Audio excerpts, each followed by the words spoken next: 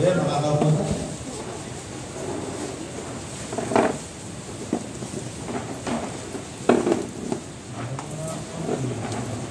Okay, nakaupo dyan. Dito na, dito.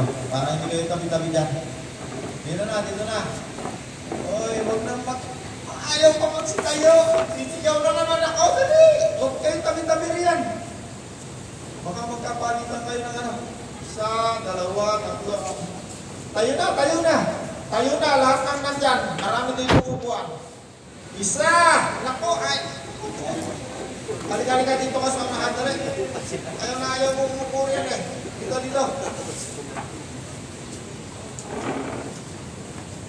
Oh, sino pa yan? Halika rito, ikaw dito ka sa unahan ko. Dali. Kayo dalawa.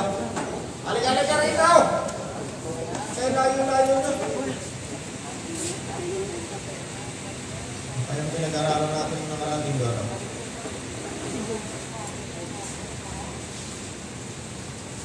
Okay. God is good. Ito natin ang Bible natin. Ito natin sa Mateo 24:36. Anong page ron? Saan mo ron? Page 35 sa bagong Masarap. Mateo 24:36. walang nakakaalam ng araw o oras. Ngunit tungkol sa araw o oras na iyon ay walang nakakaalam. Kahit ang mga anghel sa langit o maging ang anak ng tao. Ang ama lamang ang nakakaalam nito. Ang pagdating ng anak ng tao ay tulad ng ang panahon ni Noe. Nang mga araw na iyon, bago bumaha, ang mga tao ay nagsisikain, nagiinuman at nagsisipag-asawa hanggang sa araw na pumasok si Noe sa barko. Hindi nila namamalayan ang nangyayari hanggang sa dumating ang baha at tinangay silang lahat. Gayon din ang mangyayari sa pagdating ng anak ng tao. Sa panahong iyon, may dalawang lalaking nagtatrabaho sa bukid. Kukunin ng isa at iiwan ang dalawa. May dalawang babaeng nagtatrabaho sa gilingan. Kukunin ng isa at iiwan ang dalawa. Kaya maging handa kayo dahil hindi ninyo alam kung kailan darating ang inyong Panginoon. Amen. Amen, amen. Ang pag-uusapan natin muli ngayon, katulad ng nakaraang linggo, tungkol sa pagdating muli ni Kristo. Inalintulad ng Panginoon ng kanyang pagdating, katulad nung panahon ni Noe. Ano sabi dito? Katulad ng pagdating ni Noe, ang mga tao ng araw na iyon, bago bumaha, ang mga tao ay nagsisikain, nagiinuman, at nagsisipag-asawa hanggang sa araw na pumasok si Noe sa barko. Hindi nila namamalayan ang nangyayari hanggang sa dumating ang baha. At tinangay silang lahat. Sino sa inyo rito ang gustong takayin ng apoy? No, baha eh. Pagkatapos ng baha, nung mag-alay si Noe, nangako ang Diyos sa kanya, hindi na muling mangyayaring ang daigdig ay basakin niya o mamagitan ng baha o tubig. Ngayon naman, parehas din, parehas. Alam niyo kung sino natutuloy dito? Si Kristo, ang Panginoon. Hindi ako, hindi si Ma'am Banji, hindi si brother. Walang pagkakaiba nung panahon ni Noe. Ang mga tao ayaw maniwala sa ipinangangaral ng taong ito na matuwid. Wala isa mang naniwala sa kanya. Eh kung naniwala sila, di sana kasama sila ni Noe sa barko. Ang nakasama lamang niya yung kanyang 5 o 6 lamang na pamilya. At doon nagsimula muli ang tao sa isang pamilya nito. Tanong, may karapatan bang wasakin ng Diyos ang daigdig? Palagay mo, pag hindi mo nababasa ang Bible mo, pwedeng isipin mo na ang Diyos pala ang masama. Malupit pala. Bakit? Kasi nililipol niya ang tao, hayop, lahat ng kanyang nilikha. Ang Diyos ay Diyos ng kataruhan. Hindi kaniya parurusahan o hindi kaniya itatapon sa impyerno na hindi mo alam kung ano ginagawa mo. Kaya may sinabi ang Panginoon sa kanyang paghuhubog, wala kahit isang tao ang makapagsasabi o makapagdadahilan na hindi niya narinig ang mabuting balita ng kaligtasan sa mundo. Habang ikaw ay nabubuhay, tingnan natin ang topic natin. Ilang araw na tayo tungkol sa pagbabalik ni Kristo, ano? Sino naniniwala sa inyo darating ang Panginoon? Pag hindi ka naniwala, matutulad ka ng panahon ni Noah. Wala kang kamalay-malay, uulan ng apoy.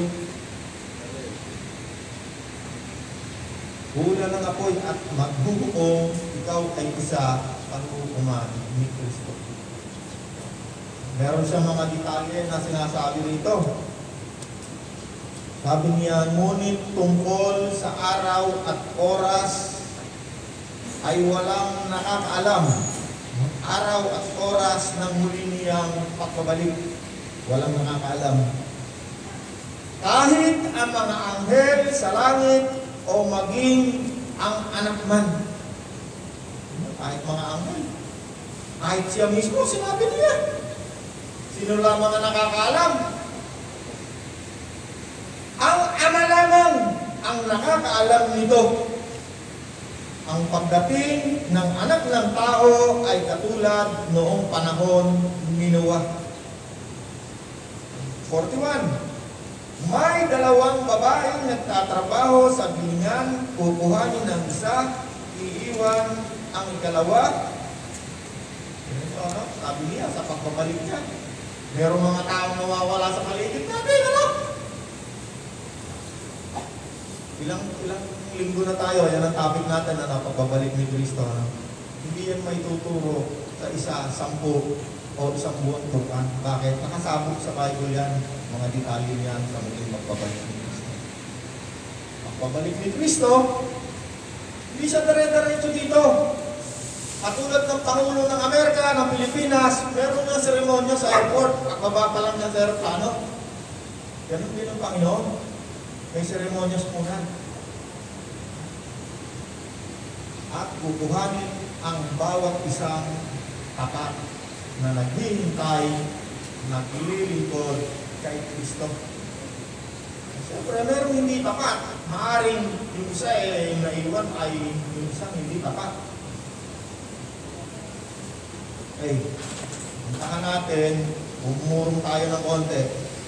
Mateo 24 verse 3. Yan. Puro pa sa konti lang. Habang si Jesus ay nakaupo sa bundok ng mga olibo, palihim siyang tinanong ng kanyang mga alagad, kailan po ba mangyayari ang mga sinabi ninyo?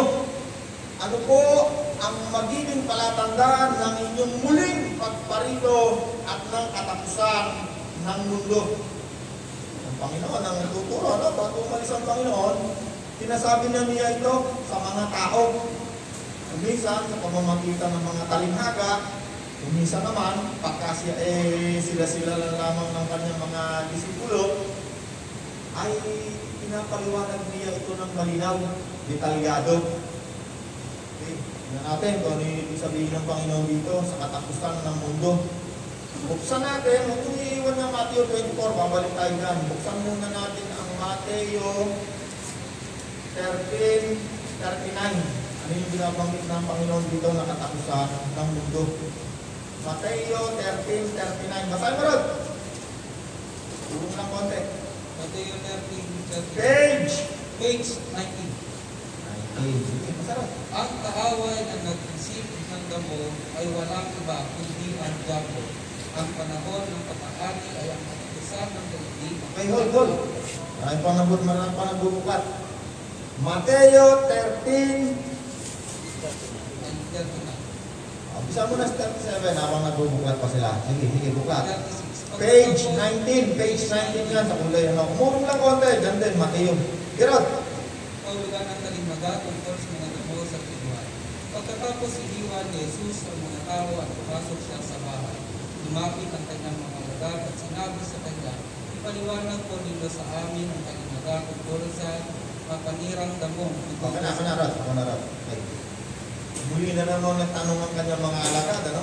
Sabi niya, pagkatapos ay pumasok siya sa bahay at lumapit ang kanyang mga alagad at sinabi sa kanya, ipaliwanag po ninyo sa amin ang talinghagang ito tungkol sa mapanirang damo na tumubo sa bukid. At sumagot si Jesus, ang naghahasik ng mabubuting binhi ay ang anak ng tao. Ang bukid ay ang daigdig at ang mabuting binhi ay ang mga taong kabilang sa kaharian. At ang mapanirang damo naman ay ang mga kabilang sa masama. Ang kaaway na naghasik ng damo ay walang iba kung hindi ang diablo. Ang panahon ng pagkaani ay ang katapusan ng daigdig. At ang mga tagapag-ani ay ang mga anghel. Kung paano ang mga damo ay tinitipon at sinusunod, ganon din ang mangyayari sa katapusan ng daigdig. Ipag-uutos ng anak ng tao sa kanyang mga anghel na tipunin nila mula sa kanyang kaharian ang lahat ng nagiging sanhi ng pagkakasala at ang lahat ng gumagawa ng masama. Ihahagis nila ang mga ito sa lumalagaglag na pugon at doon ay mahanap sila at magagalit ang kanilang ngipin. Ngunit ang mga gumagawa ng matuwid ay magliliwanag na parang araw sa kaharian ng kanilang Ama. Okay. Kaya nyo, nakasabong ang mga detalye sa pagbalik ni Kristo. Kaya sinabi ng Panginoon, ang humahanap, tiyak makakatakbo. No? Kung ikaw ay magtatanong kay Kristo, tiyak matatagpuan mo yan. Ang mahalaga, ikaw ay kasama doon sa pagbabalik ni Kristo. No? Kasi maraming mga theology dyan, maturo kung ano-ano. Tuturo sa inyo kung ano lamang ang tinuro ni Kristo. Kaya nang malimit na nila maunawakan. Bakit si Carolan? Ang tinuturo ba, hindi natin maintindihan. Kapagkat si Kristo, pag nagturo, hindi siya magsisinungaling. Siguradong totoo. Yung mga nag-aaral sa Bible School, magkakakontra yan. Kahit dito sa pagpabalik ni Kristo. Ang mahalaga, ikaw ay isa sa mga kasama ni Kristo. Balik ulit tayo sa Matthew 24. Habang si Jesus ay nakaupo sa bundok ng mga Olibo, palihim siyang tinanong ng kanyang mga alagad.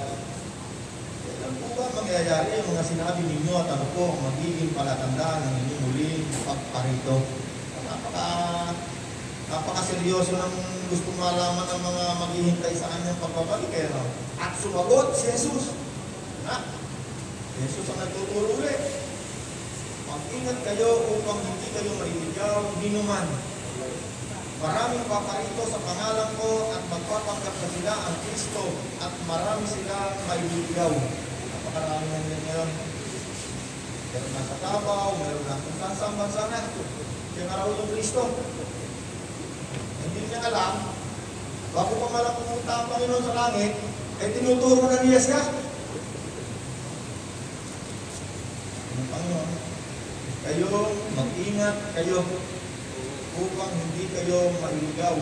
Maraming kapalit sa pangalan ko, magpapanggap sila ang Kristo. Marami silang mailigaw. Makakarinig kayo ng mga labanan at makakabalita ng mga digmaan sa ibang-ibang dako. Ngunit huwag kayong mabahala. Dahil kailangan mangyari ang mga iyon, bagamat hindi pa iyon ang katapusan ng mundo. Sinabi natin, ano yung katapusan ng mundo, no? Daigdig. Sabi ng Panginoon, huwag kayong mabahala sa mga ugong-ugong na mga gera dyan sa West Philippine Sea, kung saan-saan. Sapagkat makakarinig kayo ng mga labanan kasalanan, makakabalita ng mga digmaan sa ibang dako, ngunit huwag kayong mababahala. Dahil talagang mangyayari ang mga yun, bagamat hindi pa yun ang katapusan ng mundo. Talaga palang mangyayari yan. Mangyayari pala talaga yung mga napapalitaan natin magpapanakan. Maglalaban-laban ng mga bansa at gayon din ang mga kaharian. Magkakaroon ng tagutom at nilindol sa maraming lugar. Alam nyo, pag nagkalaban-laban yan, nagyera, ang susunod dyan, tagutom. At pag pinasa mo yung Bible, every time na mayroong gera, may tagutom, may salot. Magkakasunod yan, takbo na yan. Sabi ng Panginoon, huwag mo bahala. Bakit? Di ba nung makarang linggo, meron tayong pinag-aralan, sabi ng Panginoon, huwag kayong mapahala sa inyong dadamitin, iinumin, at kakainin. Sinong kausap ng Panginoon? Yung mga taong naghihintay sa Kanya. Hindi naman sinabi ni Lord kay, ano pangalan mo, kaibigan? Ha? Sample lang, ang ilo, ha? Hindi naman sinabi ng Lord kay Angelo, kung si Angelo ay hindi naniniwala sa pagbabalik ni Kristo, hindi siya ang pinangakuha ng Panginoon na huwag kang mag-alala. Bakit? Sabi ng Panginoon doon sa pinag-aralan natin last week, hindi ka ang mga hintil ang nagkaalala sa mga bagay na ito. Sabi ng hintil, hindi mananampalatayang Kristiyano. So yung nanampalataya kay Kristo, ang tawag sa Kanya, mananampalatayang hintil. Hindi sinabi ng Panginoon sa lahat ng tao na hindi naghihintay sa Kanya na huwag kang mag-alala. Sabi ng Panginoon, higit sa lahat, pag sumakitan mo, ikaw ay pagharian ng Diyos at mamuhay ng matuwid! Nagising ko tuloy siya. Nagising ko tuloy siya. Ano sabi ng Panginoon? Kung gusto mo huwag kang mag-alala, sabi niya, una sa lahat, pag sumakitan mo munang ikaw ay pagharian ng Diyos at mamuhay sa katuwiran. Dalawang bagay. Kaya kung si Grace, yan ay namumuhay sa katuwiran at pinaghaharian siya ng Diyos, sabi ni Lord sa iyo, Grace, damit, pagkain, sabi na, ang mga ibon na, hindi nagtatrabaho, pero kumakain. Higit ka mahalaga sa ibon. Bakit? Ano palalagayan mo sa Diyos? Anak ka ng Diyos. Kaya kung mong iulat ang sarili mo sa ibon lang, ang ibon, pagkain lang ang pumunta ng Lord yan. Pero hindi nagtatrabaho yan. Ang damo, hindi rin nagtatrabaho yan, pero dinadamitan ng Diyos. Ayaw ng Diyos. Ano ba kaya ang anak ng Diyos? Kung ikaw ay anak ng Diyos, kung ikaw ay katipan ni Kristo. Sabi sa akin ni Lord Roland, ang lahat ng natatakot sa akin, hindi magkukulang ng lahat ng mabubuting bagay habang ikaw ay nabubuhay sa mundo nito. Personal yan. Tutulog ako madaling araw para makakita ng isang malaking sulat. Ang lahat ng natatakot sa akin, hindi magkukulang ng mabubuting bagay habang siya ay nabubuhay. Tayo ako, sinurat ko sa tarot ko. Pangako nila to. Basa ako ng Bible. Diyan ang Panginoon nabasa ko. Tungkol sa pangako niya sa isang taong may takot sa Kanya. Ano sabihin ng takot? Fred, nung bata ka, takot ka sa tatay mo.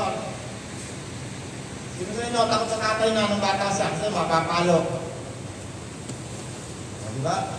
Pero hindi yun ang takot na binabanggit dito. Ang takot na binabanggit dito ay paggalang. Ang magulang natin, ginagalang natin, di ba? Takot tayo sa Kanya. Ano yung sabihin ng takot tayo sa Kanya? Takot tayo nagagawa ng kasalanan sa Kanya. Bakit? Kasi sinasabi ko, gagawin to, takot tayo sa Kanya. Ang Diyos, kapag ikaw ay takot sa Kanya, ano yung sabihin ng takot? Takot kay Lord. Anong ibig mo sabihin takot? Takot akong gumawa ng kasamaan sa mundo nito dahil meron akong Panginoon. Nahihiya ako. Akalawa, alam ko, may kapangyarihan siya. Siya ay Diyos ng hustisya. Takot akong gumawa ng anumang kasamaan dahil alam ko, pag gumawa ako ng kasamaan, wala akong masasabi dito, Lord. Ako hindi mo dapat parusahan. Ang Diyos ay Diyos ng hustisya. Kapag si Kristo, Panginoon mo, sabi ng Panginoon, huwag kang mag-alala. Ikaw ay anak ng Diyos, hindi kita pababayaan. Balik ulit tayo rito sa kanyang pagbabalik. Pagkama, 7, maglalaban-laban ang mga bansa, gayon din ang mga kaharian, magkakaroon ng tagutom, lilindol sa maraming lugar. At ang lahat ng mga ito'y pasimula pa lamang ng paghihirap na tulad ng isang babaeng manganganak. Okay. Di ba yung isang babaeng manganganak? Sino ka rin itong nanganak na? Si Madam Grace, ano? Ilan anak mo, Madam Grace? Ikaw, Madam. Ikaw, Nen. Pag manganganak na ang isang babae, paano malalaman manganganak-anak? Ay, tandaan mo, ano?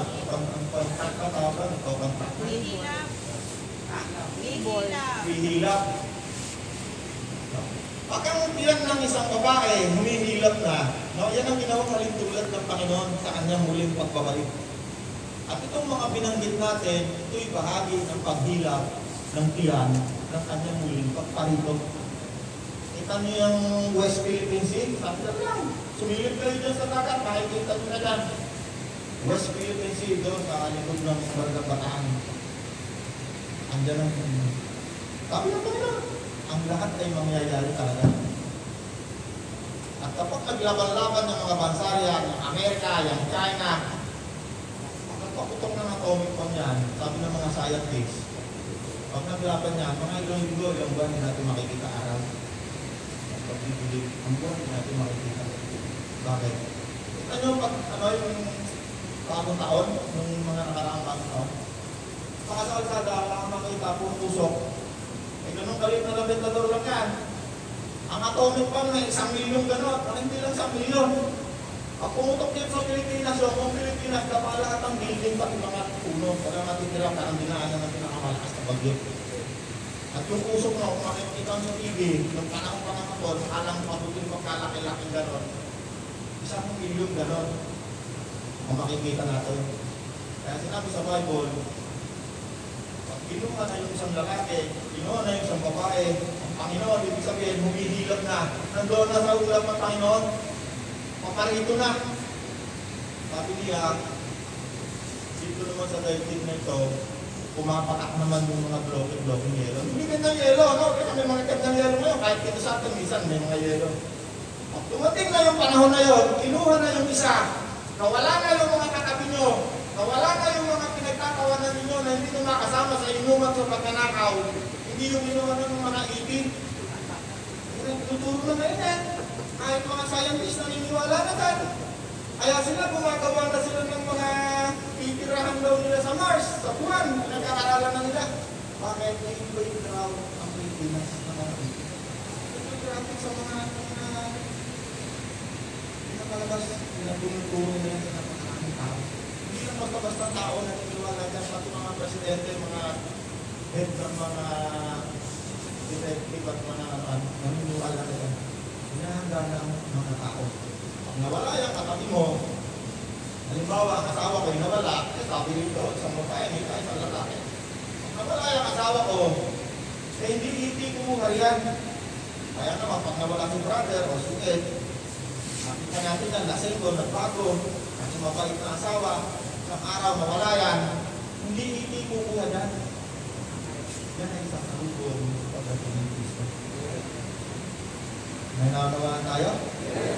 At habang yan ay nandun kay Kristo at tayo ay nabubuhay pa rito, sabi ng Panginoon, katulad ng paghilap ng tiyak ang aming muling pagbabalik. Hindi pa siya pumaparito, nandun pa. Nandun pa siya, wala pa rito, may nangyayari sa langit, nandun siya, tayo nandito. May nangyayari din sa impyerno, yung mga namatay na nandun, nakikita nila rin. At namatay ka, lahat ng ito, hindi mo lang makikita maranasan mo. Hinala kayo, Rob? Ang Panginoon na nagtuturo, yung tao namatay, mayaman, sa nagpunta. Pag ikaw nagtanong kay Kristo, si Kristo mismo nagtuturo sa iyo. Anong mangyayari sa iyo pag namatay ka? Anong mangyayari pagdating niya? Anong mangyayari kung sa manitiwan? Anong mangyayari habang naiwan? Anong mangyayari habang sumasal Pablo, kapag ang pag-asa mo kay Kristo ay para lamang sa buhay na ito, ikaw na ang pinakakawawa sa lahat ng tao. Kasi sumalubong sa Panginoon, nawala. Yung mga kaibigan natin, patay na. Kung ako naman ay patay na, nakalitin na, silipin yung hilingan ko, wala na rin ako doon. Bakit? Kasi yung kaluluwa ko, namatay ako ngayon, pupunta na ako ngayon din kay Kristo, yung kaluluwa at espiritu ko. Ang katawan ko, iiyak-iyakan na ng mga kunwari na mamahal sa akin. Bakit ka namatay? Wala na kami magpipit. Saglit lang yan. Pagkalit ni Kristo, kasama ako, yung ibingan ko, silipin nyo, wala na katawan ko. Wala kayo ron? Ay, wala kayo? Kaya napakahalaga ng katawan na yan, sabi ng Panginoon, huwag kong gamitin sa pangangalo niya ang katawan niya. Bakit? Isang araw, maharap yan sa akin.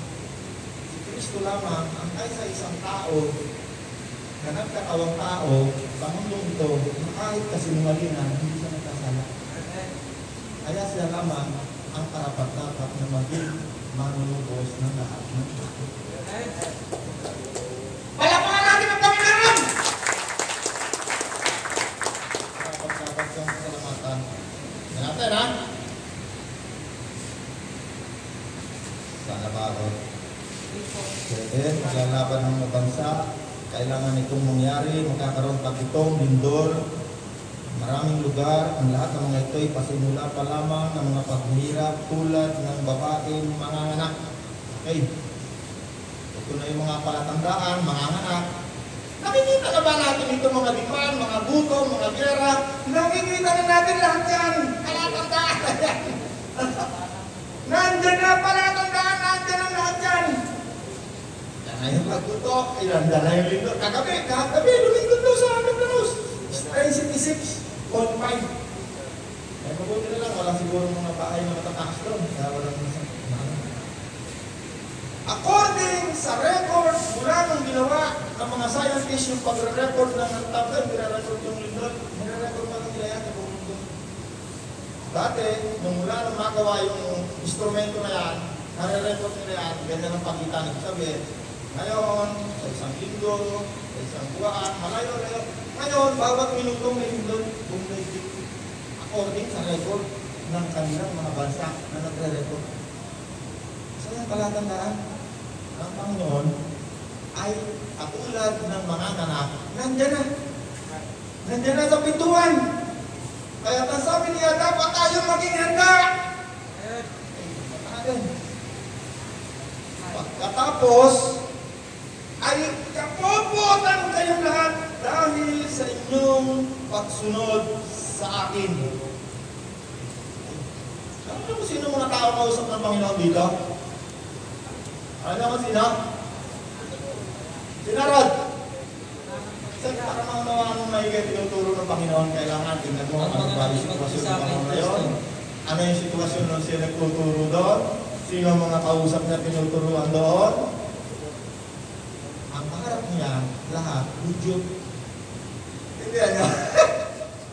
Pag ang Panginoon dumating, sumalubong na tayo. Kasi sa panahon ito, marami na sa mga Hudyo. Wala pa kaya lang kay Kristo niya. Inuwanan kay Kristo niya sa mga oras na ito. Pag ang Panginoon dumating na dyan sa ulap, no? Karamihan sa mga hentil na mananampalataya ni Kristo, nandun na. Tumalubong na. Sino ngayon ang maiiwan? Yung 7 taon? Una, ang mga Hudyo. Kaya sinabi ng Apostol Pablo, nais kong malaman ninyong mga hentil na mananampalataya ni Kristo na ang pagtalikod ng mga Hudyo ay panandalian lamang. Ito'y misteryo. Okay, tumalubong na mga mananampalataya ni Kristo. Dito sa daigdig, darating yung panahon, doon sa tinatawag ni Daniel na natitirang 1 linggo, andyan na yung mga hindi pa nararanasan ng daigdig. Mangyayari.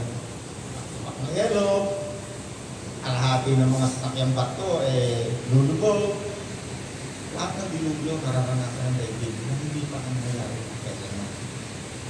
Tinatawag nila yan sa profesyon. panahon ng kapig-hapigan. Itong mga Hudyo na to, sa loob ng 7 taon na yan, 3 at kalahati, darating ang araw ang harap kay Kristo. Lahat ng yan ang punot dulo, yan ang aatakihin ng lahat ng mga bansang nag-aaway-away na yan, pagkakasundo-sundo na natin. Laban sa bansa Israel. Pagkatapos ay kapopootan kayong lahat dahil sa inyong pagsunod sa akin. Isasakdal kayo upang pahirapan at patayin. Siyempre, kasama na rin dito, alam na mo sino? Yung isang naiwan na hindi tapat.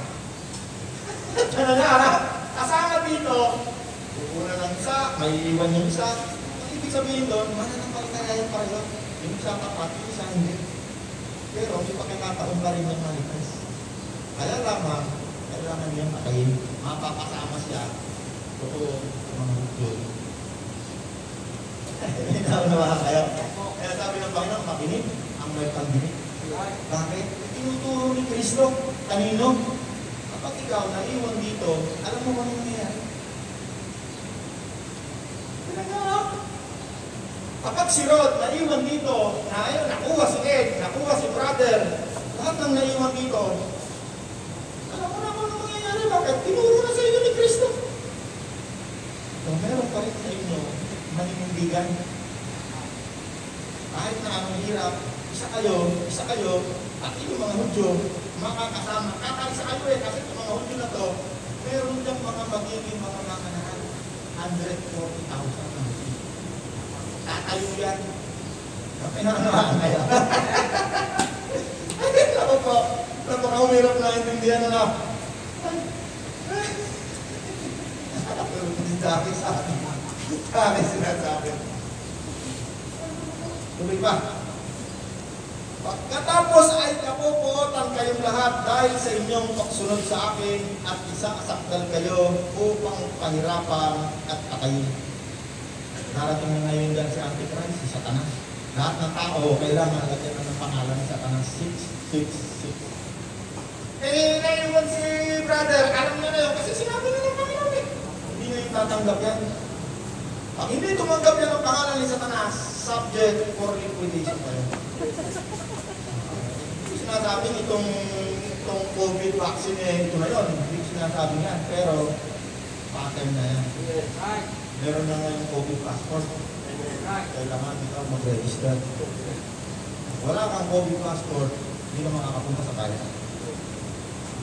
Tandaan nyo, nung nag-lockdown, kahit sa barrio, hindi ka makapunta kay Dead Point. Kaya nalaman nyo, dahil yung sa expressway, hindi ka makakadaan, wala kang chip. Lahat ng tao lang na ganyan. Para hindi ka na kailangan patayan. Pag hindi ka nagpalagay na, ang tuloy sa iyo, meron kang bakterya na. Pangalawa, ang hindi lang nagpapalagay na, hindi magpaparegister, yung mga terorista ngayon nandun sa bundok sa Mindanao. Tutuloy ka terorista. Kaya kailangan nakapalagay. Alam niyo kung sino mamumuno sa paglalagay na? Nag-uumpisa na yan. Sa China. Ang mga kahit Muslim, kahit Kristiyano, pag hindi ka sumunod sa komunismo, doon ka sa kulungan. Ang tawag nila doon Rehabilitation Center, eskwelahan. Kaya libre ang mga produktong galing China, napakamura. Kasi libre libre doon. Lahat ng mga inuusip ng gobyerno nila, nandun sa kulungan. Hindi bababa sa 20 million. According sa mga kaaway ng China. Nakikita ko sana, di ba nakakapuntos yung mga video? Ay, kita. Hey, di ba? Kaya pa? Kaya pa? Pagkatapos ay kapopootan kayong lahat, dahil sa inyong pagsunod sa akin. Susunod pa rin sa kay Kristo. At isasakdal kayo upang pahirapan at patayin. At dahil dito'y marami ang tatalikod sa kanilang pananampalataya. Talagang tatalikod na. At mapopoot sila at magtataksil sa isa't isa. Kung kami ni brother, magkapatid kami. Siya, meron ng bakuna. Ako, ayaw ko, nagtatago ako. Susumbong pa rin ako. Gobyerno kasi may reward. Nakakapagsumbong. Ang Panginoon ang nagsasabi ng hindi ako.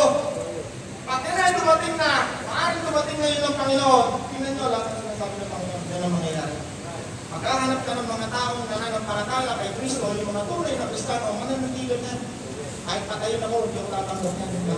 Alam ko na yun eh. Pangalan ni Satanas din, hindi talagay mo eh. Kapag ikaw ay hindi tumanggap noon, kahit bumili ka sa 7-Eleven, hindi ka makakabili. Bakit? Ang pera tatanggalin na. Kahit maniwala ka, hindi maniwala, yung hawak natin pera, isang araw hindi na natin kailangan ng pera. Ang gagamitin mo, yung number mo. Hindi ka na rin makakapagtrabaho. Classification, hindi na makakapagtrabaho. Bakit? Re-require na ng gobyerno. Lahat lamang natatanggapin mo yung mga may dokumento. Eh ngayon na, di tayo tumatanggap ng walang dokumento, di ba? Kuha ka ng ID, ganun. Hindi ka namin tatanggapin kasi ang documented ka, malay ko, terorista ka. Susunod yan, wala kang attack. Ikaw ay terorista, ikaw ay may bacteria, kailangan ka kakainin. Kailangan ka usigil, tulog, kakainin. Kaya sinabi ni Kristo, tuloy pa! Lapit na! Sana ako. 11:10. At dahil dito marami ang tatalikod sa kanilang pananampalataya, mapupot sila at magtataksil sa isa't isa. Marami ang magpapanggap na propeta at ililigaw ang mga tao. Lalaganap ang kasamaan, kaya't manlalamig ang pag-ibig ng marami. Ngunit ang mananatiling tapat ang wakas ay maliligtas pa rin. Teka lang. Kung ngayon, hindi tapat si brother, si engineer. Pag nawala yung katabi ni engineer, yung kasama ng mananampalataya, magiging mananampalataya bigla yan. Pero kailangan mong manatili ang tawakan. Naintindihan tayo. Alam, baka Panginoon nagtura, bubuksan ang isip mo, no? Tuloy pa. Lalaganap ang kasamaan, kaya't manlalamig ang pag-ibig ng marami, ngunit mananatiling tapat ang wakas ay siyang maliligtas. May maliligtas pa rin. At ipapangaral sa buong daigdig, sa buong sanlibutan, ang magandang balitang ito tungkol sa kaharian ng Diyos upang magsilbing patotoo sa lahat ng mga Hudyo na tatayo doon sa Israel, lahat magiging evangelista. Sa panahon ito, pag tinawag mo si Kristo, kilala niyo ba si Kristo? Nakubobo sa religion niyo. Pagdating na sumalubong ng mga mananampalataya, yung mga Hudyo na yan, yan ang matatayo katulad ko. Mga ngaral tungkol kay Kristo. Bakit?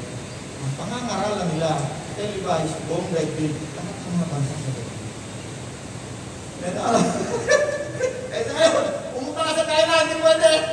Pumunta ka sa Russia, hindi pwede. Komunista yan. Pumunta ka sa Middle East, hindi pwede. Mga Muslim yan, kaharian yan, galit sa Panginoon yan. Pag nangaral ka lang ako, hinintay namin na naming hari si Kristo. Kung mga kakagad, bakit kay hari nandun, darating ka na ati, di rebel, di ka na. Kayo palang rebel, di ka na ron. Natutulog na tayo? Yes. Kunti na lang.